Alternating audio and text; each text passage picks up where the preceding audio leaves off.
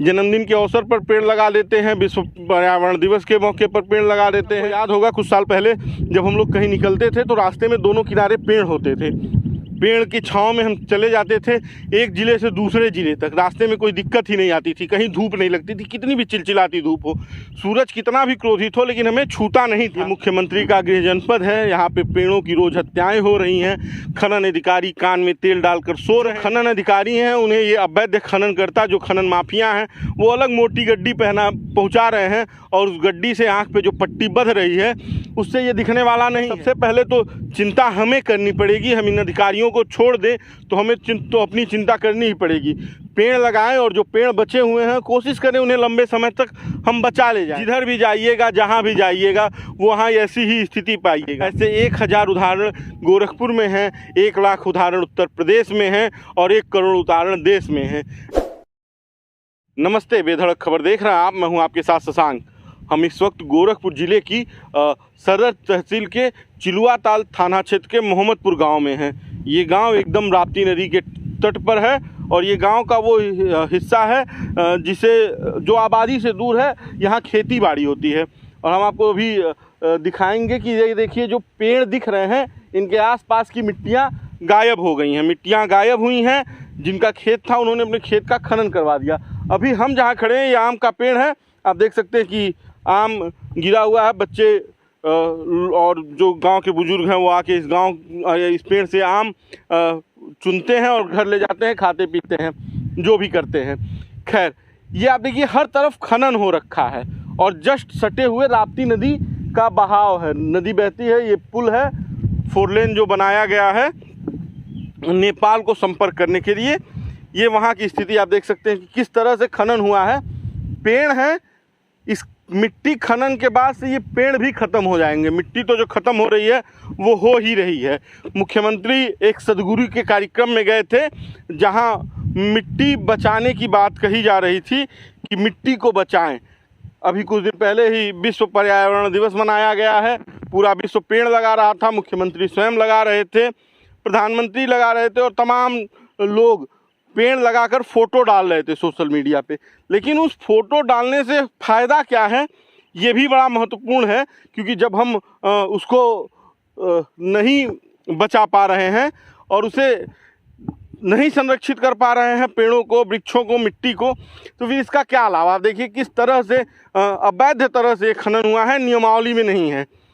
जिसकी ज़मीन थी उसे पैसे की आवश्यकता थी, नदी के किनारे की ज़मीन उन्होंने दे दी कि आओ भैया खन के ले जाओ। कहीं तो अवैध खनन वालों की स्थिति ये है कि किसी की ज़मीन खन के ले जा रहे हैं, उसकी रात की खनन हो गई और उसको सुबह पता चला। हम अभी आपको एक जेसीबी भी दिखाएंगे जो यहाँ पे खड़ी है, पुकलेन दिखाएंगे। रात में अवैध तरह से खनन होता है, कोई बोलने के लिए तैयार नहीं है।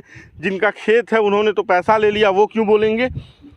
लेकिन आप सोचिए कि इस तरह से अगर ये व्यवस्था चलती रही तो न मिट्टी बचेगी न प्रकृति बचेगी। हम लोग परेशान हो रहे हैं कि इतनी गर्मी बढ़ गई है, पारा इतना हो गया है कि रहा नहीं जा रहा है। हर घर में एसी लग रही है, पंखे और कूलर से तो काम ही नहीं चल रहा है।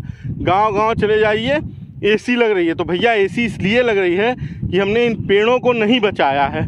और ये मुख्यमंत्री का जनपद है, तमाम अधिकारी हैं, जिलाधिकारी हैं, एसडीएम हैं, भू खनन अधिकारी हैं। क्या उनको ये नहीं दिख रहा होगा कि इस तरह से पेड़ों के किनारे की मिट्टी निकाल दी जा रही है। ये वृक्ष जो पूर्वजों की पहचान है, सैकड़ों साल पुराने वृक्ष हैं, हज़ारों साल पुराने वृक्ष हैं, उनकी स्थिति ये है। आप सोचिए कि किस तरह की ये स्थिति है यहाँ पे, जिस तरह से इनको हटाया जा रहा है। यहाँ इनके किनारे से मिट्टी हटा ली जा रही है। अगर ये मिट्टी नहीं रहेगी तो ये पेड़ तो इसी बरसात में गिर जाएंगे। बरसात आएगी, फिर बाढ़ आएगी, जो पिछली बार आई थी। देखिए वो यहाँ पे जो अंत्येष्टि स्थल बना हुआ है वो बना हुआ है, उसी से सटे हुए राप्ती नदी बहती है। और उसके बाद से ये मिट्टी का खनन देखिए किस तरह से हुआ। एक नहीं है, एक है, दो है, वो तो एक पेड़ था वो गिर ही गया। 3, 4, 5, 6 तमाम पेड़, जहाँ आप देखिए उधर भी वृक्ष है। यही स्थिति कमोवेश हर तरफ है, जिधर भी आपकी नज़र जाएगी उधर आपको यही स्थिति देखने को मिलेगी। ये किसी का खेत होगा, ये सही है, जिसका खेत था उसने मनमाने ढंग से इसको दे भी दिया किसी न किसी को। जब दे दिया तो फिर ये ख़त्म होने की स्थिति में आ गया। अब आप सोच के देखिए कि जब पेड़ नहीं बचेंगे तो गर्मी बढ़ेगी, हम नहीं बचेंगे, ऑक्सीजन नहीं बचेगा। कुछ दिन पहले जब कोरोना काल था तो ऑक्सीजन को लेकर बड़ा हाहाकार मचा था, पूरा सरकार पे दारोमदार ठोक दिया गया कि सरकार ऑक्सीजन नहीं उपलब्ध करा पाएगी। ऑक्सीजन कहीं मैन्युफैक्चर नहीं होता है, ठीक है, एक मशीन लगा दी जाती है जो हवा से ऑक्सीजन को छांट लेती है, इस दृष्टिकोण से उसे देख सकते हैं।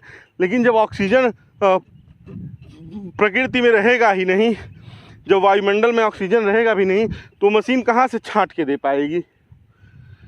जब ये स्थिति हो जाएगी कि कहीं भी आप लोग मिट्टी खनवा देंगे, मिट्टी खनेगा तो इस तरह से पेड़ ख़त्म हो जाएगा, तो आप सोचिए कि फिर हम ऑक्सीजन के लिए मरेंगे ही, तो बिना ऑक्सीजन के आदमी को परेशान होना ही है।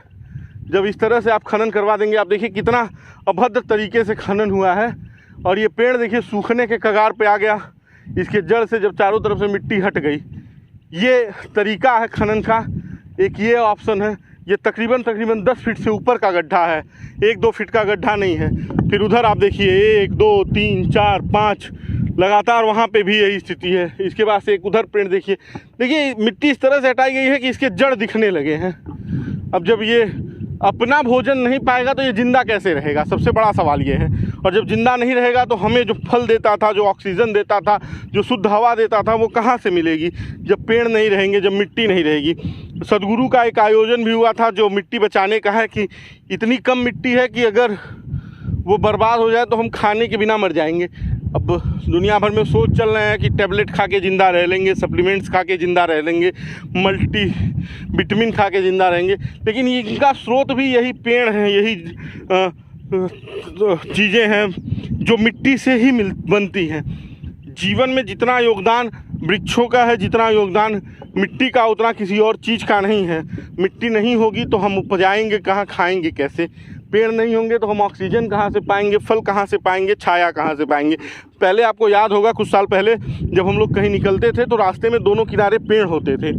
पेड़ की छाँव में हम चले जाते थे एक ज़िले से दूसरे ज़िले तक, रास्ते में कोई दिक्कत ही नहीं आती थी, कहीं धूप नहीं लगती थी, कितनी भी चिलचिलाती धूप हो, सूरज कितना भी क्रोधित हो, लेकिन हमें छूता नहीं था उन पेड़ों के सहारे। जैसे बुजुर्ग घर में होते हैं, उनके उपस्थिति में हमें कुछ होता नहीं है, उसी तरह से ये पेड़ थे। विकास के नाम पे सड़कों का चौड़ीकरण हुआ, रफ्तार में गाड़ियाँ आई, खूब सारी हर घर गाड़ियाँ हो गई। उसके बाद से ये समस्या अब ये आई कि भैया सड़कों को चौड़ा करो, तो सड़कों को चौड़ा करने के लिए पहले पेड़ काटो। पेड़ काटे गए लेकिन पेड़ लगाए नहीं गए। जन्मदिन के अवसर पर पेड़ लगा देते हैं, विश्व पर्यावरण दिवस के मौके पर पेड़ लगा देते हैं, ऐसे ही कुछ चुनिंदा मौक़ों पर हम वृक्षारोपण कर लेते हैं, लेकिन वो वृक्ष कितने बड़े हो रहे हैं, कितने अपने आप को स्थापित कर पा रहे हैं, इस पर ध्यान नहीं देते, उन्हें बाद में पानी नहीं देते।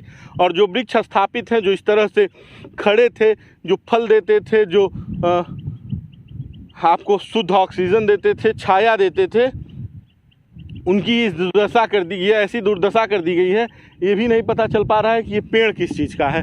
उधर एक आम का पेड़ पता चल रहा है, लेकिन जिस तरह से उसके किनारे की भी मिट्टी हटा दी गई है, वो इसी बरसात का मेहमान है। इस बरसात में जब बाढ़ आएगी, नदी का पानी इधर आएगा, तो ये मिट्टी की कटान कर देगा और ये पेड़ स्वयं गिर जाएगा। इसे पेड़ को बचाना ही एक अलग मुद्दा है। बंधे उस पार फिर जेसीबी चलाई जा रही है। अब देखना यह है कि उधर कितना खनन कर रही है और कितने वृक्षों की जान ले रही है। आदमी के जान जाने पे मुकदमा है। ये मुख्यमंत्री का गृह जनपद है, यहाँ पे पेड़ों की रोज़ हत्याएं हो रही हैं। खनन अधिकारी कान में तेल डालकर सो रहे हैं, उनको ये परवाह नहीं है कि किस तरह की स्थिति उत्पन्न होने वाली है। उनको इसकी परवाह भी क्यों हो, क्योंकि जिनका खेत खना जा रहा है उनको अलग पैसा मिल जा रहा है।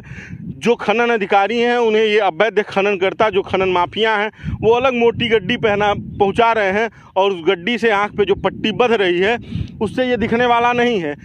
तमाम जिम्मेदार अधिकारी हैं, डीएम हैं, एसडीएम हैं, वो भी शांत पड़े हुए हैं, उनको भी इस बात की कोई परवाह नहीं है कि ये जो स्थिति बनी हुई है ये आने वाले भविष्य के लिए नुकसानदायक है। इसलिए सबसे पहले तो चिंता हमें करनी पड़ेगी। हम इन अधिकारियों को छोड़ दें तो हमें तो अपनी चिंता करनी ही पड़ेगी। पेड़ लगाएं और जो पेड़ बचे हुए हैं कोशिश करें उन्हें लंबे समय तक हम बचा ले जाएं, नहीं तो आने वाले समय में बहुत सारे संकट हमारे ऊपर आएंगे। ये लोग बड़े बड़े कमरों और बड़े बड़े बंगलों में रहते हैं, एसी वाले कमरे में रहते हैं, इनको उतनी फ़र्क गर्मी से नहीं पड़ती है। एसी वाली कार में बैठेंगे, ऑफिस जाएंगे, वहाँ पे एसी लगा हुआ है। लेकिन जब चिलचिलाती धूप हम बर्दाश्त करते हैं, तो अगर हम इस पेड़ की चिंता नहीं करेंगे तो उन्हें क्या फ़र्क पड़ने वाला है। बाकी का मुख्यमंत्री का जिला पहले ही हमने बताया है, तो हम मुख्यमंत्री जी से भी निवेदन करेंगे कि आप तो पूरे उत्तर प्रदेश को देख रहे हैं, तो कम से कम अपने गृह जनपद को भी एक बार देख लीजिए कि इस स्थिति में उनका गृह जनपद खड़ा है, जहां एक बूढ़ा पेड़ जो उनके पूर्वजों और हमारे पूर्वजों की निशानी है, वो इस स्थिति में है। और ये एक ही नहीं है, यहाँ 6-7 हमने गिना दिए। बढ़ते चले जाएं तो ये संख्या बढ़ती चली जाएगी। जिधर भी जाइएगा, जहाँ भी जाइएगा, वहाँ ऐसी ही स्थिति पाइएगा। हमने आपको ये एक उदाहरण दिखाया है, ऐसे 1000 उदाहरण गोरखपुर में हैं, 1 लाख उदाहरण उत्तर प्रदेश में हैं और 1 करोड़ उदाहरण देश में हैं। ऐसे उदाहरणों की कमी नहीं है, जहाँ भी देखेंगे ऐसी स्थिति पाएंगे।